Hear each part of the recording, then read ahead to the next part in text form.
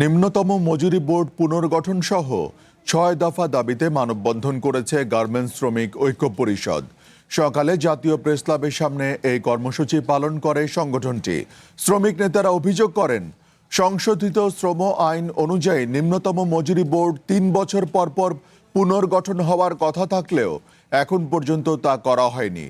মূল্যস্ফীতির ক্রমাগত চাপে শ্রমজীবী মানুষ দিশেহারা অবস্থায় রয়েছে উল্লেখ করে নেতারা বলেন, গার্মেন্টস শ্রমিকদের জীবনযাপনের জন্য বর্তমান মজুরি অপ্রতুল।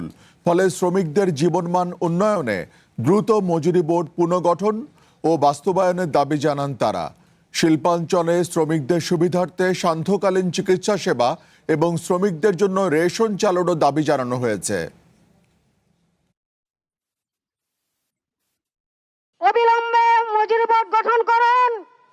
এই মেহনতি শ্রমিকদের দিকে একবার তাকান, তাদের মজুরি অনেক কম।